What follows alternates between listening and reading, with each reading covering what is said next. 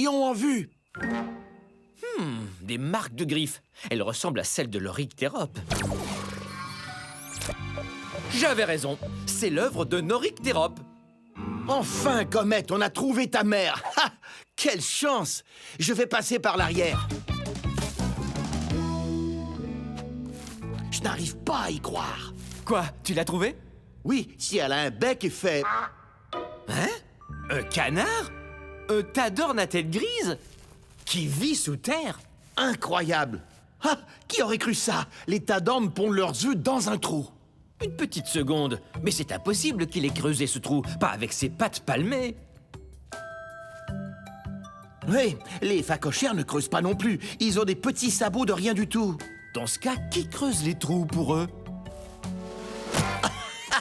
Les Oryctéropes! Mais oui, l'Oryctérope creuse un trou et quand il le quitte... Des animaux non fouisseurs prennent leur place et ils font leur maison. Alors continuons de chercher les trous. On finira bien par trouver sa maman. Fait par l'Oryctérope pour un canard. Un python vit dans celui-ci. Fait par l'Oryctérope pour un python. Aouh! Il y a un porc-épic à crête dans celui-là! Fait par l'Oryctérope pour un porc-épic. Ciao! De hyène tachetée. Même le pire ennemi de l'Oryctérope s'installe dans les terriers vides pour avoir ses petits. Oh non, pas encore! Oh! Fait par l'Oryctérope pour la hyène tachetée. Vraiment époustouflant. Les Oryctéropes sont cool. Ce sont les experts en terrier de l'Afrique. Je ne me doutais pas qu'autant d'animaux dépendaient d'eux. Aviva, moi je connais 2 gars qui dépendent de nous. Aviva, on aurait vraiment besoin des griffes puissantes de l'Oryctérope! Wow! Oups, désolée. Je vais me remettre au travail sur le champ. Analysons la situation. Vous m'avez ramené un autre animal qui vit dans un trou, vrai? Alors, un animal qui vit dans un trou devrait savoir creuser, vrai? Alors pourquoi il ne creuse pas? Alors quoi? Tu veux que je te donne une pelle? Fouillez plus de terriers et ramenez une vermine qui creuse! C'est ça, être en état d'hibernation. Le corps de la marmotte fonctionne au ralenti pour utiliser un minimum d'énergie. Ouais, toute l'énergie qu'il lui faut est stockée dans les réserves de graisse, faites durant l'été quand elle avale une quantité faramineuse d'herbes et de plantes. Cette graisse, c'est tout ce qu'il lui faut pour survivre à l'hiver, quand il n'y a plus d'herbe à brouter. Aviva, il faut que tu viennes voir ça. On a trouvé une marmotte en état d'hibernation. Incroyable. Attendez-moi.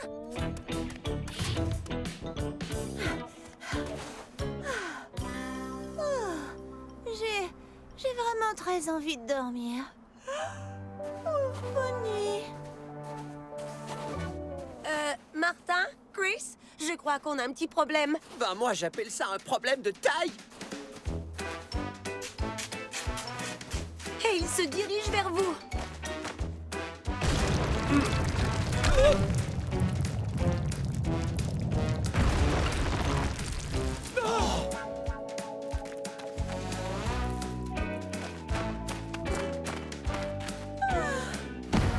Beau rêve, tout le monde. Oh oh, je crois qu'on vient de trouver le pouvoir caché de la marmotte. Et Aviva risque d'entrer en état d'hibernation. Vite, réveille-toi, Aviva! T'endors pas, je t'en prie! Réveille-toi!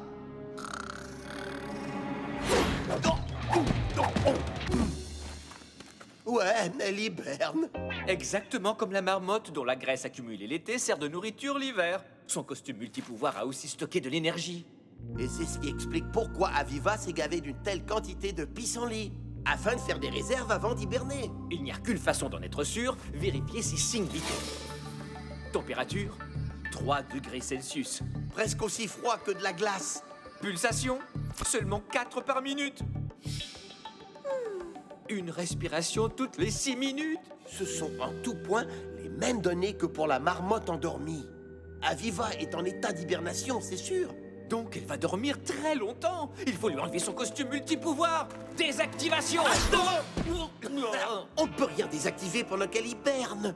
On ignore les conséquences que ça pourrait avoir. Les changements créés par l'hibernation sur le corps sont si importants que la sortir soudainement de cet état pourrait blesser Aviva. J'aimerais pouvoir dire qu'il suffit de réparer son costume, mais non, puisqu'il fonctionne très bien. Ses super pouvoirs de marmotte agissent exactement comme ils devraient le faire. Je peux me lever? Oh oui, désolé. Mais je crois que tu as raison. Aviva doit se réveiller de façon naturelle, comme les marmottes. Mais comment est-ce que ça se produit? Oui, et combien de temps ça prend? D'ici au Printemps. Activez les pouvoirs du furet à pied noir.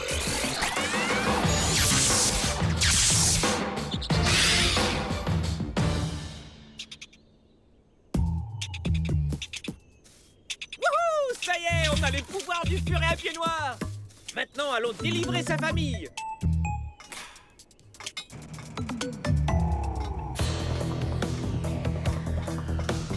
Ces robots cambrioleurs sont tout aussi agiles que ces bestioles sournoises. T'as entendu ça? Pour se faufiler dans le tunnel et atteindre... C'est Zack. On n'a qu'à suivre sa voie et on trouvera nos furets à pied noir. Vite sortez, une fois que cette phase sera accomplie, je relâcherai les robots cambrioleurs dans le système de ventilation du Tortuga. Ils se faufileront dans les conduits d'aération et ainsi les frères Kratt ne sauront pas où ils se trouvent. Et maintenant, voici la phase critique de mon plan magistral. Alors écoutez-moi bien et ne m'interrompez pas. Allons-y, frérot. Ces robots cambrioleurs devront dérober les inventions et la technologie des frères Kratt. Je les ai programmés pour cibler 5 choses. Le miniaturiseur, les motoguêpes, le guépard de course, l'aquasub et le virevolteur. Très bien. Restez avec nous et on va vous faire sortir d'ici en douce. Vous irez en premier et quadrillerez la zone pour empêcher toute bestiole adorable d'approcher. On ne m'interrompt pas. Attendez que j'ai fini de parler. Allons-y tout le monde, dans les tunnels. À la façon furet à pied noir. Fantastico! Vous les avez délivrés! Trop chouette, les furets à pieds noirs. Des petits animaux très furtifs. Ouais, Zack ne s'est même pas aperçu qu'on était là. Ouais. Mais ne restons pas ici et retournons dans leur prairie avant que Zack ne nous découvre. Et maintenant, voici le moment que vous attendiez tous avec impatience. Le déploiement des robots cambrioleurs. Quoi? Elles sont tellement sournoises, ces sales petites fouines. Et toi, pourquoi tu ne m'as rien dit? Mais où sont-elles? Elles se sont évadées d'ici pour retrouver les frères Crass. Ah, et puis tant pis. Allez, je vous les laisse. Quelle chance pour un explorateur. Ouais, découvrir une colonie d'une espèce menacée comme le furet à pied noir. Ils sont trop mignons et en plus, ils sont dotés d'incroyables capacités. Et ils devraient toujours vivre à l'état sauvage dans la nature. Et aussi dans les tunnels.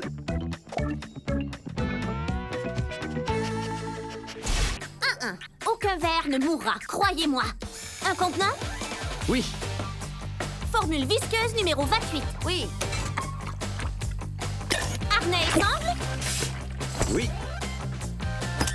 Maxi vaporisateur. Oui. Jimmy, prépare le téléporteur. Livré par téléportation. J'adore ça. Envoyez l'humidifieur. Énergie! Qu'est-ce que c'est? Un humidifieur. Il projette notre recette maison de matière visqueuse archi-humide. Dis gluant. Gluant.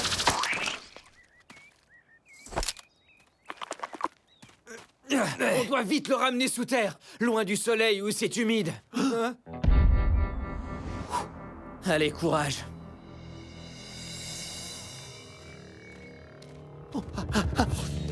On arrive bientôt. Pour un ver, traverser la chaussée, c'est comme traverser le plus aride des déserts. Il ne le supportera pas bien longtemps. On va arriver trop tard. Hein? Hé les gars, besoin d'aide? Oh, Ellie, juste à temps. Waouh, vous êtes minuscules, c'est cool ça. J'ai toujours voulu savoir comment c'était être un ver. Tu peux me croire, ce n'est pas facile. Non, on doit ramener ce ver dans son trou et vite.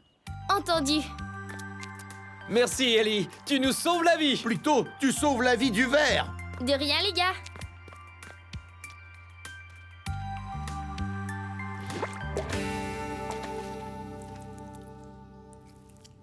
Yeah! Nous avons sauvé Rosie. Oui, et on a aussi élucidé le mystère du ver de terre. Excellent! C'est vrai? Oh oui, et le secret c'est... la peau gluante. Elle lui permet de rester humide. C'est exact. Les vers ont besoin d'être gluants et humides pour survivre. Et c'est pour cette raison qu'ils font leur maison sous la terre. Parce qu'ici, à la surface, c'est beaucoup trop sec et dangereux. Oui, le soleil chaud et radieux est probablement le pire des ennemis du ver. Par contre, lorsqu'il pleut, l'eau de pluie transforme le monde sec de la surface en monde humide, parfait pour les vers. Alors, pourquoi les vers sortent-ils les jours de pluie? Parce que c'est possible. Et c'est le seul moment où ils peuvent se déplacer facilement, sans avoir à se frayer un chemin dans la terre. Hein? Pas un geste, les mains en l'air! Gars! Ah! Je suis Goglu, je viens de la planète gluante, je vais te manger!